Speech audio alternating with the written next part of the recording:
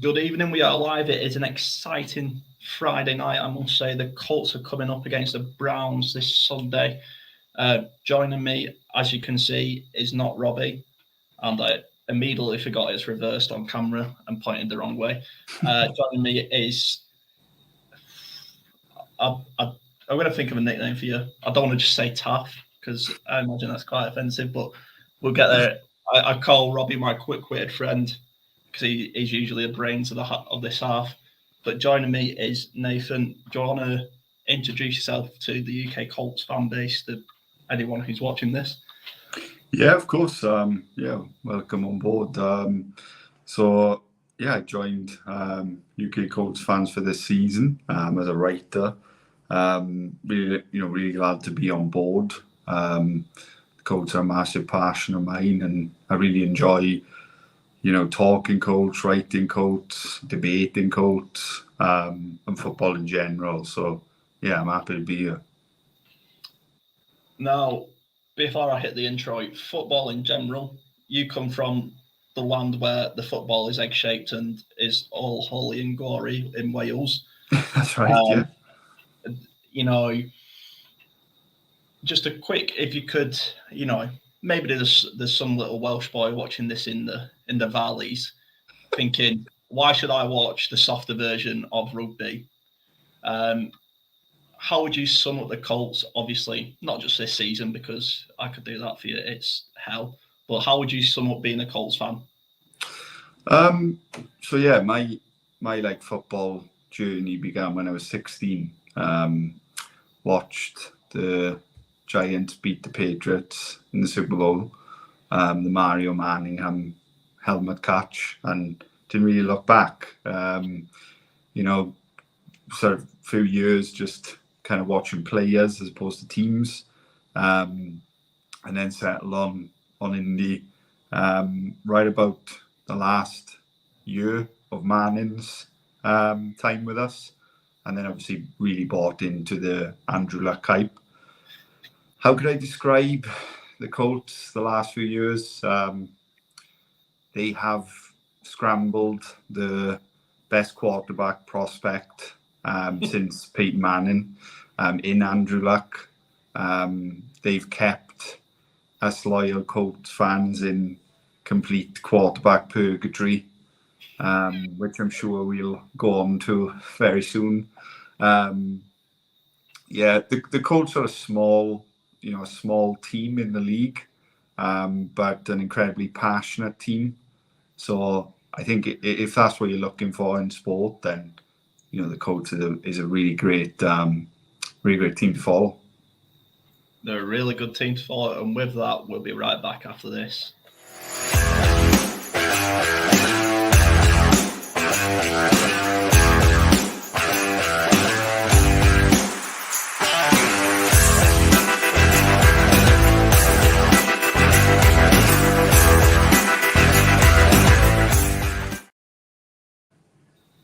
We are back, and that is a great way to start the show. The Colts are a great team to follow if you are passionate about football. That intro always gets me pumped up. So let's recap. Last Sunday, God, it wasn't good.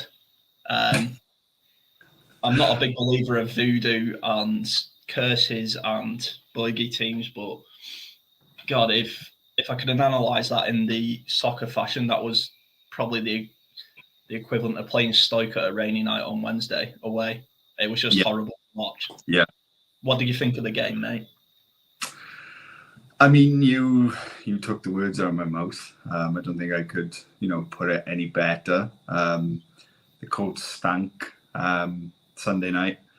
I think Gardner Minshew went to Jacksonville thinking, I'm going to prove what you've lost. You're going to regret losing me, and probably had one of the worst games of his career. So we were blessed with that. I think I was really surprised by the Jags defense. A defense that's not, a media fanboy right now, I would say. and they just demolished our offense. You know, they were staying in the same looks. You know, it didn't matter how much, you know, wide outs we threw with them. We just could not run the ball, and it got ugly quick, didn't it? Oh. Yeah, it did. I mean, nice opening drive. I don't want to be all negative and all down on the boys. And if I was negative, we'd be here for an hour talking about last Sunday. But stock rising. Josh Downs is having a very solid rookie season. Yeah. Juju Brent's obviously got his first pick of the season, who I think's doing really well for a rookie corner in a cornerback room that is just depleted at the minute. Is probably the nicest way to put it. Yeah. You know, there was some good there. The Colts are not all bad. But on to the big one, what we're here for on this fantastic Friday night, as a storm is hitting the UK. I liked your article you wrote for the UK Colts fans. If you've not read it yet, go and check it out on our website. You'll find it all over our socials. The title got me. Mania or Madness. It's the same thing, right? And I'll let you elaborate on that title because I thought it was good. I think, it was. I tried to just do. It was something that went through my head watching Sunday. You know, I think, we were talking about PR before we came on air, and you know, Minshew Mania is kind of the tagline that a lot of us have had to buy into this year.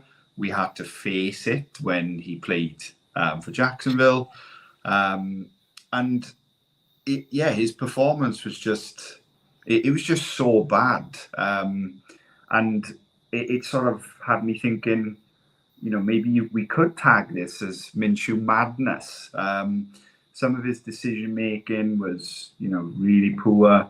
Some of his interceptions were just diabolical. But yeah, I mean, does that sell the title? Do you think, or not so much? Yeah, and I mean, I sort of think, you know, I think the poor Colts fans or the Colt fan base, we were just finally seeing where we was going with Anthony Richardson. I think that's what hurts more. We don't mind losing to Jacksonville. You know, let them get their yearly win. We don't care. But it's the fact that we've lost our quarterback, our franchise quarterback, for at least a year. Disclaimer: I'm fully with him. Taking surgery, take the full year, take a year and a bit. The guys, even next year, he's only going to be 22. So let's not rush him back. I think the problem we have is it was a bit of naivety maybe from Shane Steichen, not realising the drop-off in talent from Anthony Richardson to Minshew. Yeah. I can't remember. I might have talked about it with Robbie, actually.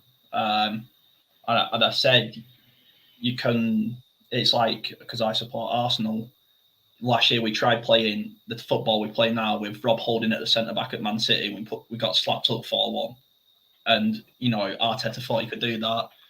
But now you look at it, we thought, no, we can't do that anymore. And we played a different game plan.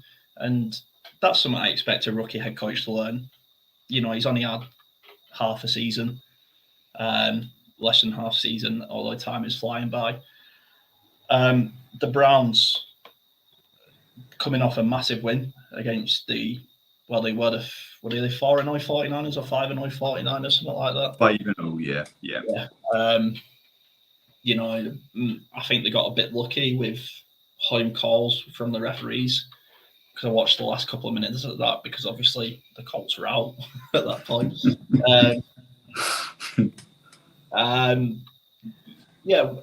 mean, what are you scared about watching the Browns? What worries you coming up against this Colts team?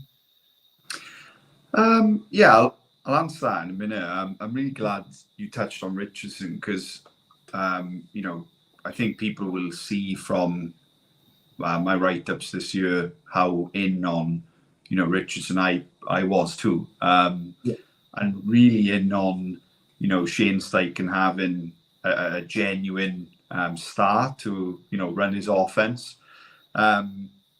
So yeah, I totally agree with your point there. It's such a drop off in talent and, definitely the playbook. I think he's going to have to almost create a new playbook for the rest of the season. But I'm excited to see that. Going on to the Browns, what terrifies me is the side of the ball that's currently ranked number 1 in the league, the defense. We all know the name Myles Garrett, and if we don't, Myles Garrett is an absolute dog of a pass rusher who plays. He's a game wrecker. He is a game wrecker. Absolutely. And the news just broke that Braden Smith is going to be out on Sunday.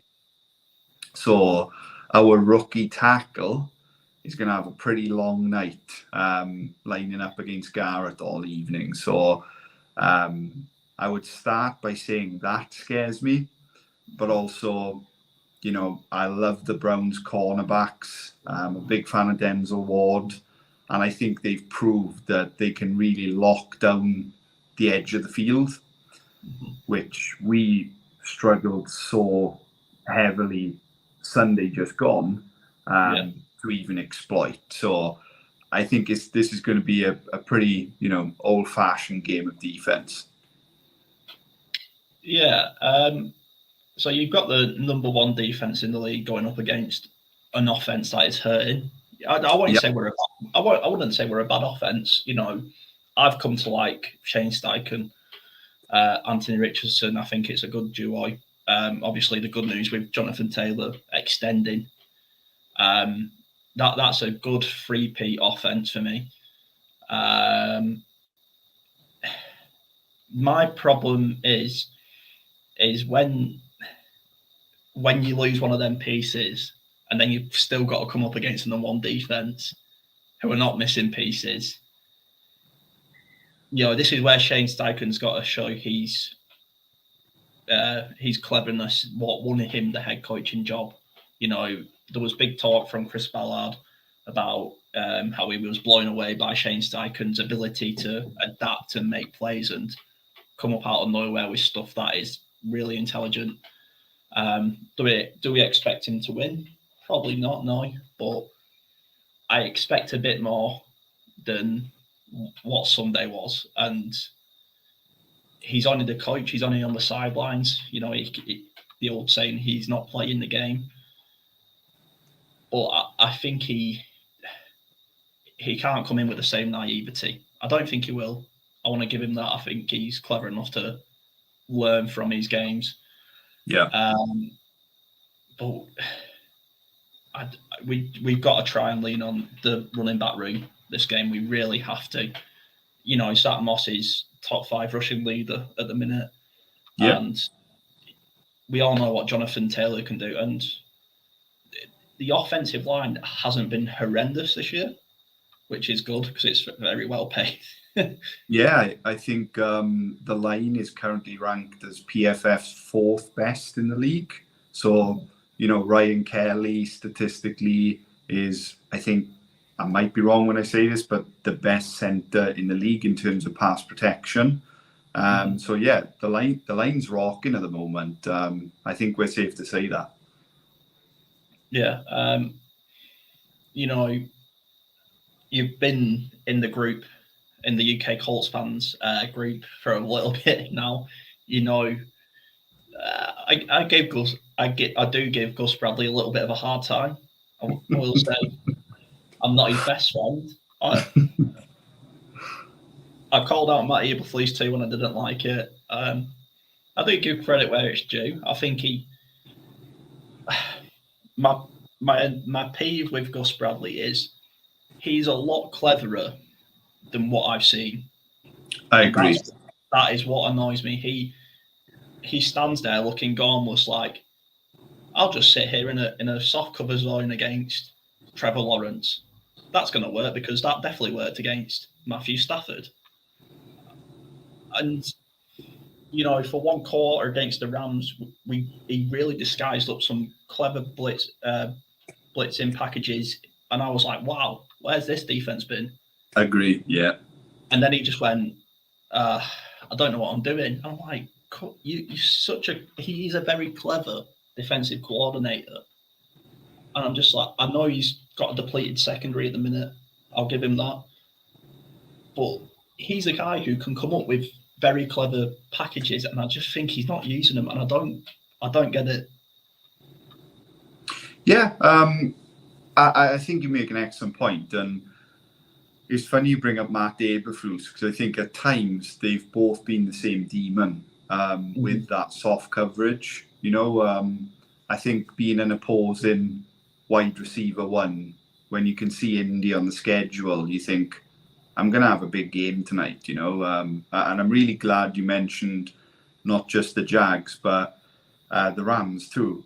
If we look at both Jags games, really big plays. Calvin Ridley was, ripping us apart at times. Christian Kirk had the big play on Sunday just gone. But, let's go back to that painful overtime moment where Puka Nacua, gets the grab and scores the touchdown. That coverage was just baffling. It was baffling that an NFL defensive coordinator called that play in that moment. So, yeah, I share your frustration too. I really do. But I'm like you. I like putting a positive on things. And I think there's quite a lot of positives to take. So, this secondary is young. It's beat up. And, maybe there's a bit of bias here, but I genuinely believe that a healthy Shaquille Leonard is, one of the best defensive players in the league, one of the most destructive game impact players in the league. Leonard's clearly still carrying the effects of his rehab. He really hasn't hit the ground running yet. So will we see that in the second half of the season? Who knows? And to go back to your point very, very earlier on, where you were talking about the need for the running game to be strong, I totally agree. And to maybe compare two situations, using two players, one for Indy, one for Cleveland, I think those names are Jonathan Taylor and Deshaun Watson. Now, Watson practiced today, but is still questionable for Sunday. But if he plays, these are two players that really need to have a big game. They need to prove, why they're on these rosters, why they're earning the big money. So I'd like to see what you think of that. Do you think this is a game where Jonathan Taylor, has to show up? I think I don't want to say yes if there's still a niggle there, if there's still an injury there. Yeah. If there's not an injury there, then I really appreciate what Zach Moss has done, and he had a big game against, was it the Rams? I can't remember. Yeah. But Jonathan Taylor is a round one quarterback. We got in round two. Absolutely. He's however you split it, he's a top 5 running back. I'm not going to dare try and order him because they are freak athletes. But especially behind Nelson and Kelly, he's a top 3 running back. Yeah. Now, we need to stop. If he's not carrying an injury, we need to stop with the snap count, or we're only going to give him this much.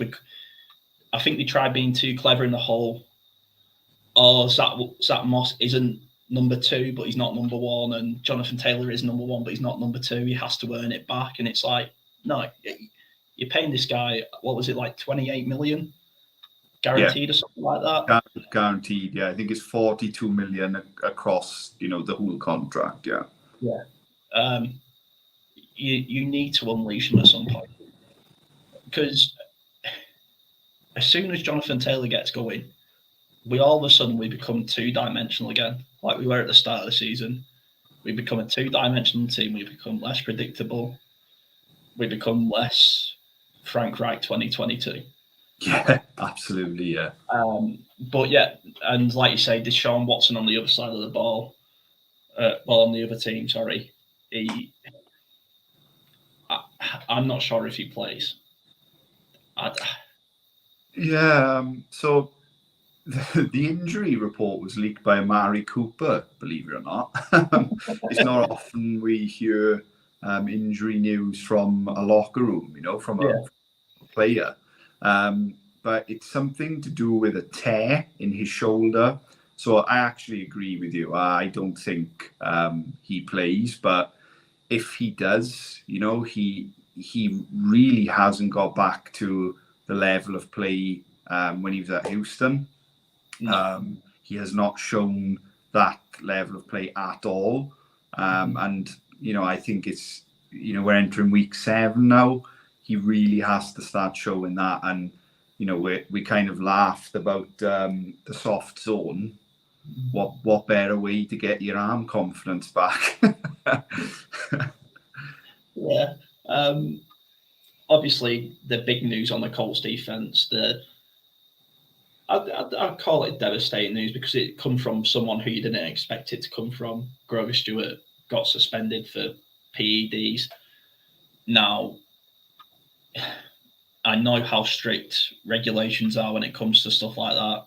We don't know the full story. If it was full on steroids injecting it in his butt cheek, or if it was just he got given the wrong protein supplement. I don't want to say he's done everything wrong, but he's owned it. He's not tried denying it. He's owned it. So that makes me think it was something naughty. And what sort of effect does that have when it comes from someone like Grover Stewart?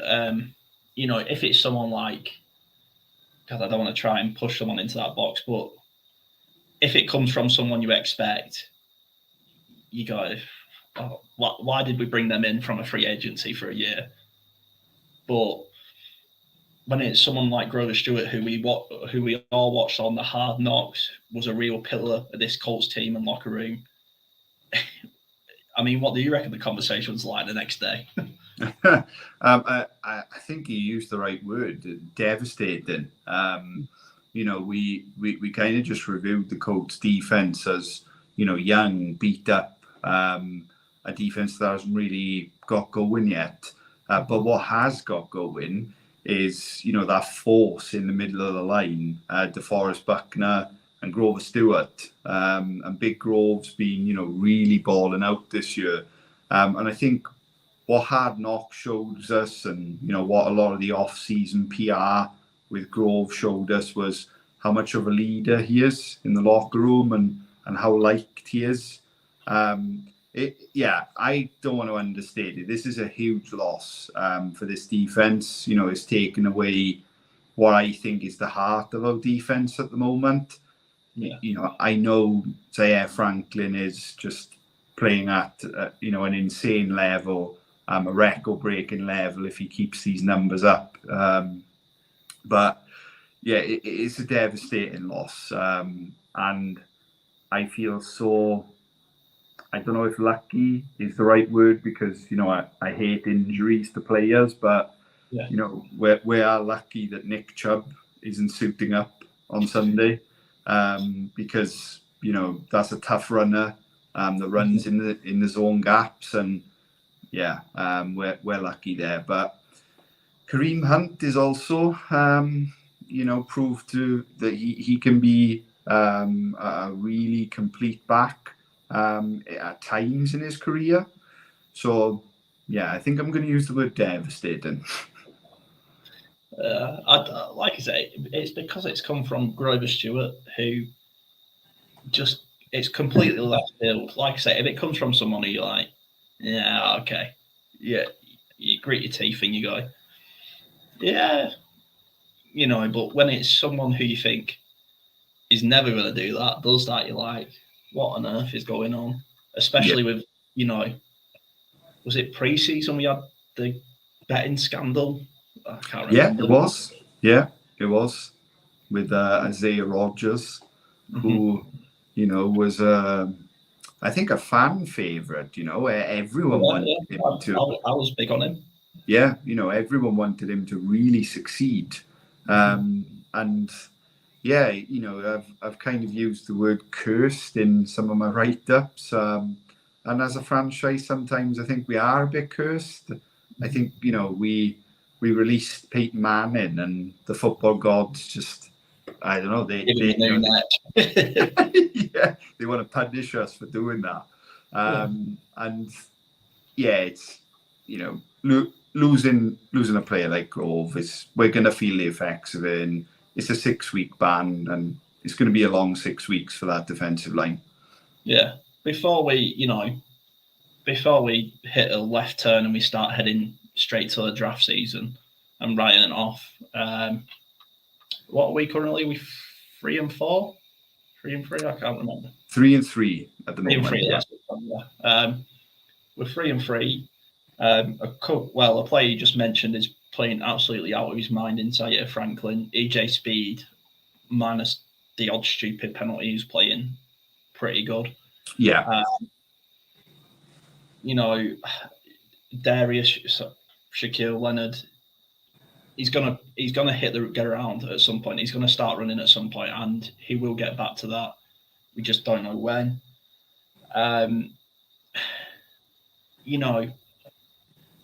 There are some real playmakers there. Kenny Moore is lightning in a bottle. He can make the plays. It's just, for me, nobody is gripping this team by the scruff. No one's standing up wanting to be accounted. And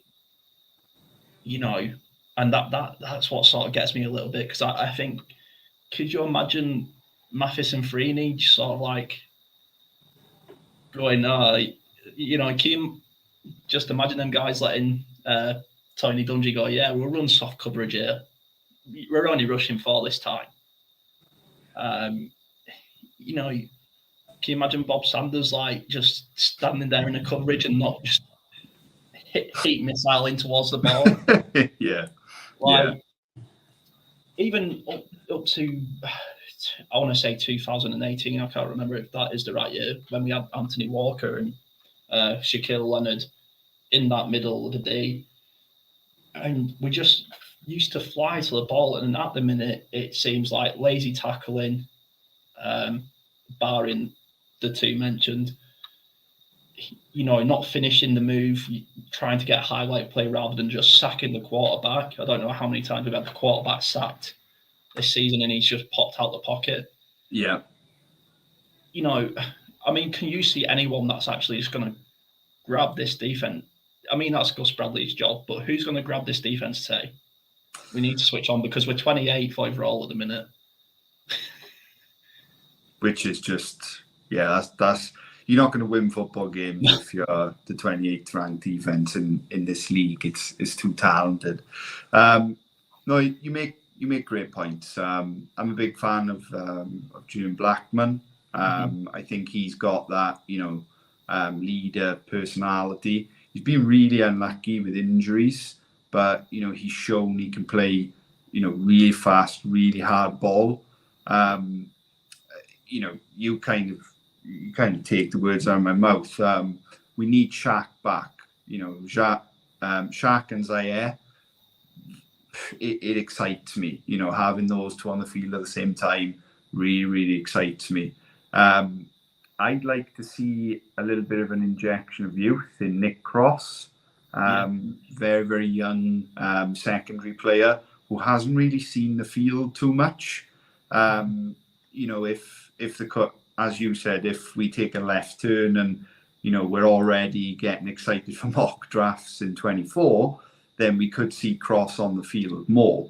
But I think that scruff grabber could be Juju Brents, a hometown boy, just had his first pick. Really took a step up last week. really held Ridley to some good routes. So I think Brent, Zaire, has proved absolute leader on the field. So I just think it's going to take one big win, man. And I'm with you. I don't think that big win comes on Sunday, but one big win is going to get this defense flying. But we shall see, right? Soft coverage. We've got some really tough quarterback matchups coming up this season. We sat for so many years watching a defensive coordinator running rushes for, and it kills me. And Gus Bradley comes in, and it wasn't a complete change. He didn't just rip it up and go, we're going man blitz all and nothing every play. It wasn't like, remember the Titans. He showed something new, and this is my bar of how I measure how good you are as an NFL coach, because I have a right to speak on this as a passionate fan. If I can sit there as a fan who's been watching the game properly since 2012, occasionally before, and I know what coverage you're in, and I know what your plan is, and on the offensive side of the ball as well, if I know what play you're running, we're in trouble. Absolutely, yeah. If I can sit there, and I used to message Robbie all the time when I'm watching Frank Reich run on 2nd and 11, and I'm going, it's going to be an inside run. It's going to be an inside run. Wide receiver screen on 3rd and 7. Like that's ever worked since the first wide receiver screen was done. I need to see, and that's what I liked from Shane Steichen. That's what I liked from Gus Bradley against the Rams in flashes and against the Titans is I didn't know what we was doing. And I really liked it when the Titans game and it was 4th and 1 and we're backed up on our red zone, because I was like, right, he has no choice now.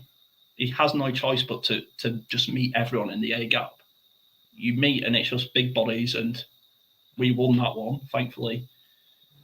But I don't want to dog too much on the team because of everything that's gone on in the crazy Colts atmosphere this past 7 weeks. But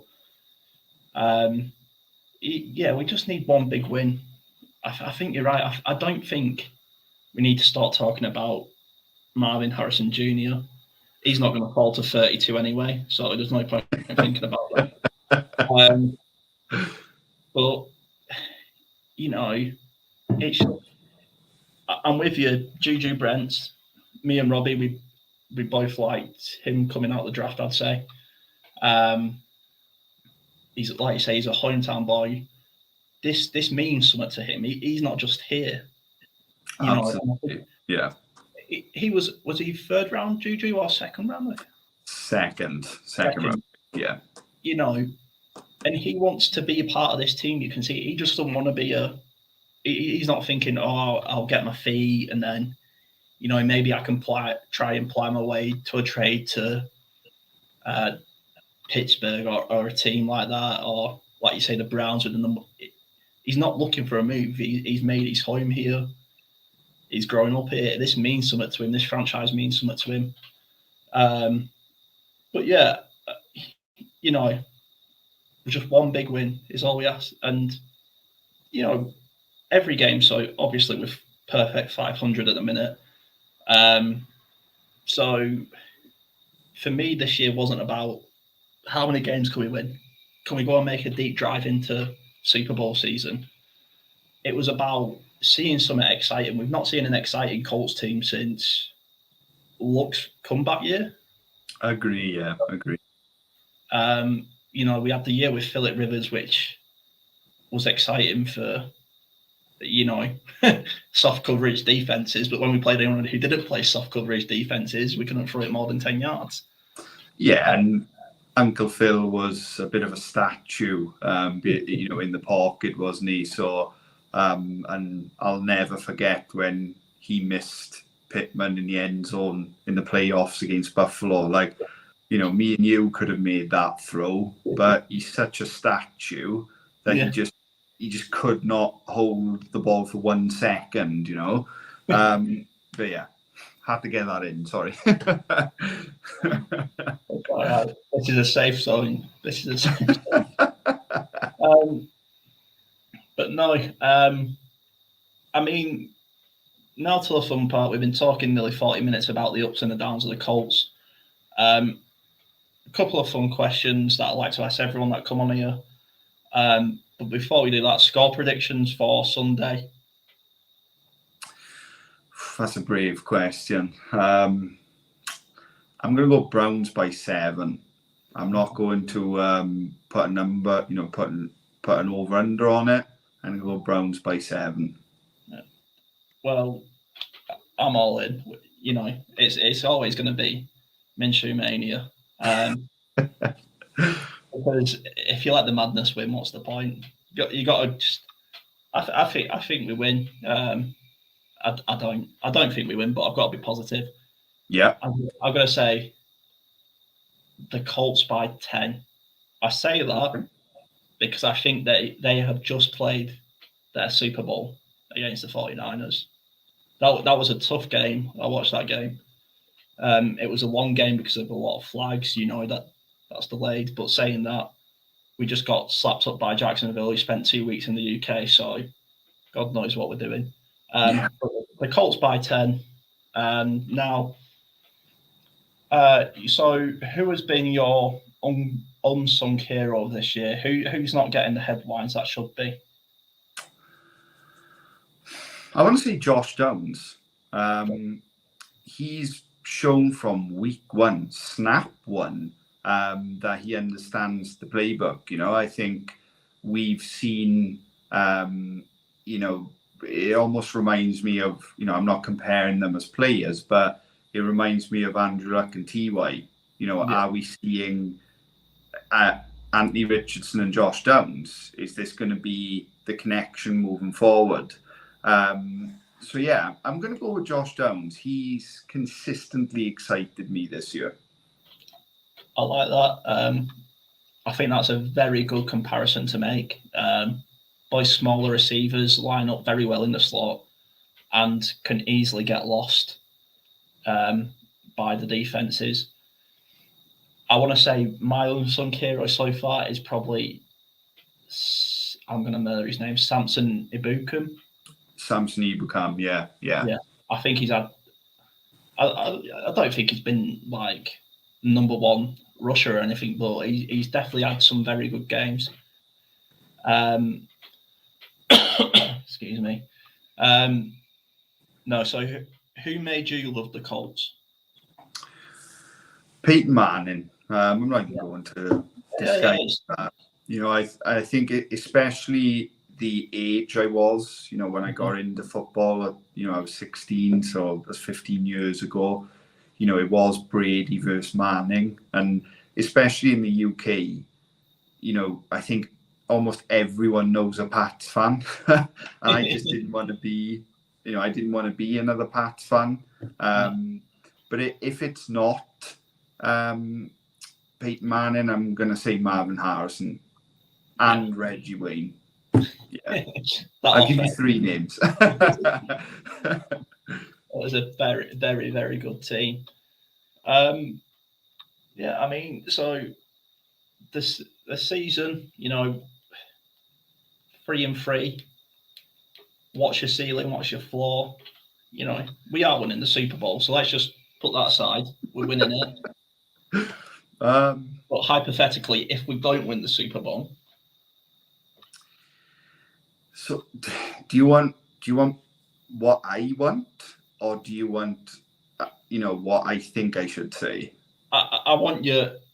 Well, like I say, obviously we're winning the Super Bowl. That is the ceiling. That's what every team sets out for. I'm not a conspirator. I don't think or especially players, I don't think players set out to tank. So that aside, what's this Colts team ceiling? What's its floor? And I want you to go with your heart. We're all about heart here. Okay. So do I think Shane Steichen is a head coach that would even allow tanking? Absolutely not. He's shown some serious aggression this season already on some fourth down calls. He's left points off the board at times this year. So I don't think tanking's even in this team's resume this year. I think our floor is 5-12, and I think our ceiling is 7-10, personally.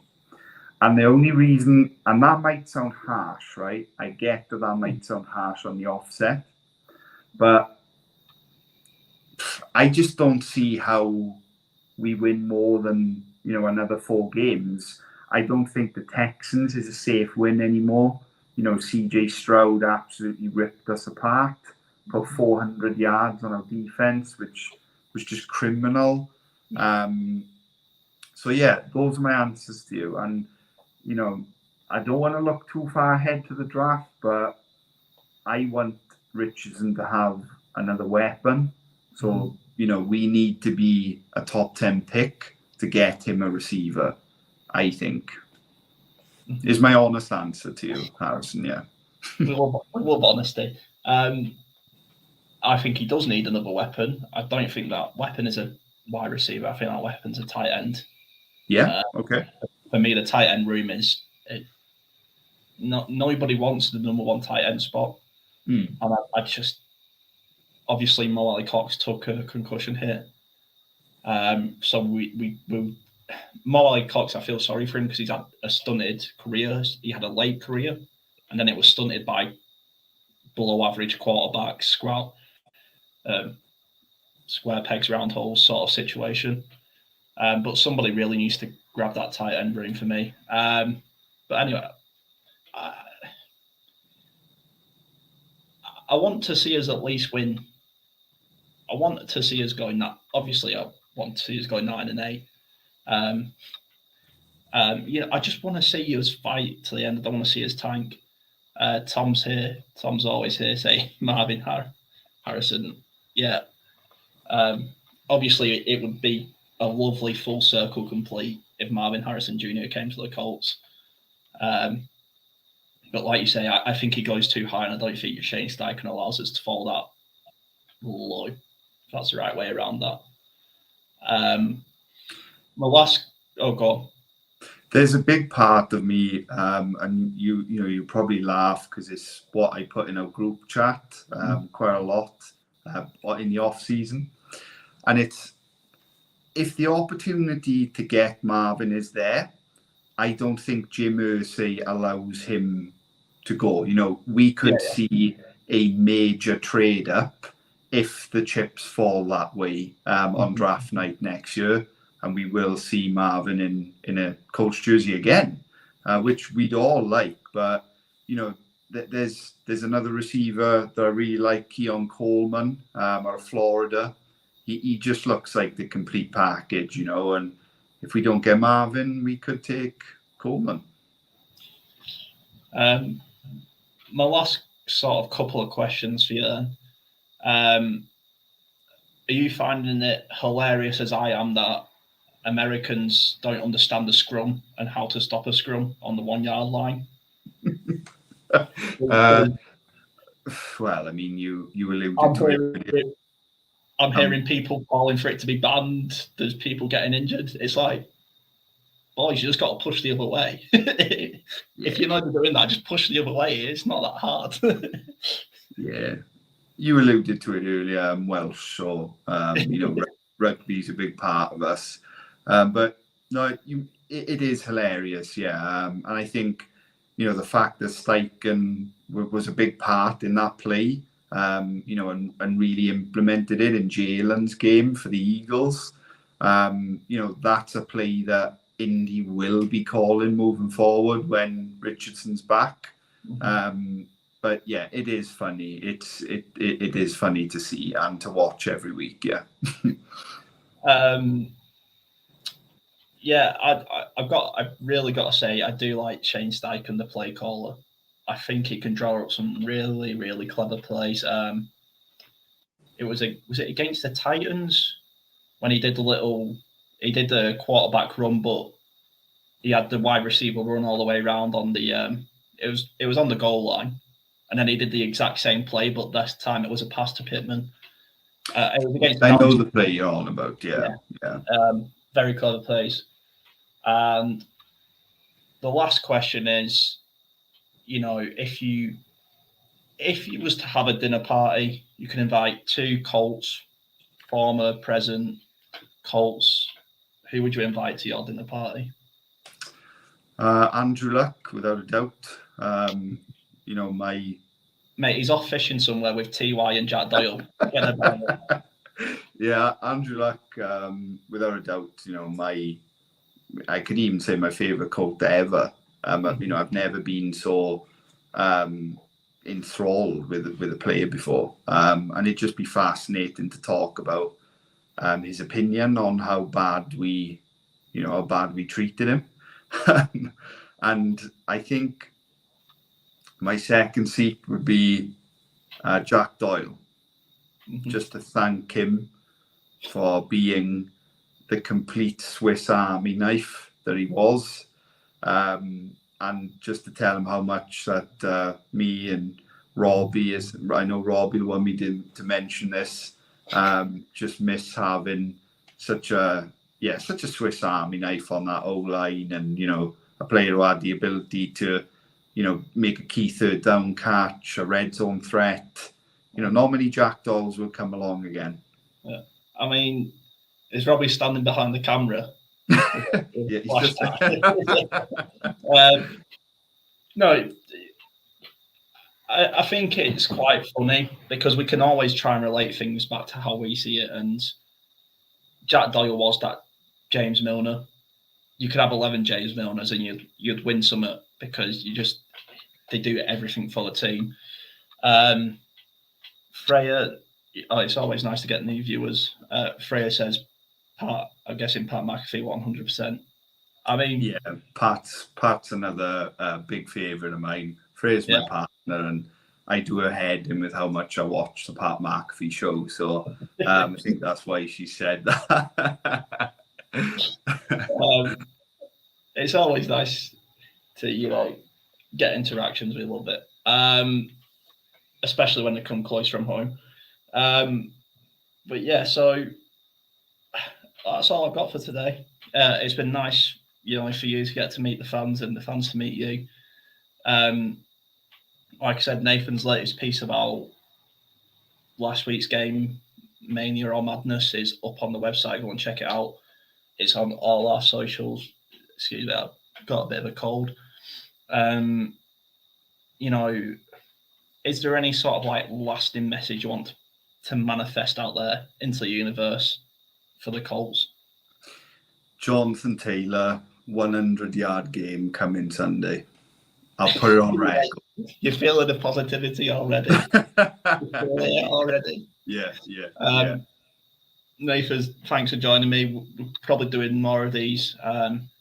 We will try and get other people on as well to make it funner for everyone. But yeah, thanks everyone so much for watching. Tom, thanks for joining as always. And Freya, I'm sure you love watching this. And see you all later. Yeah, thanks for having me. See you guys.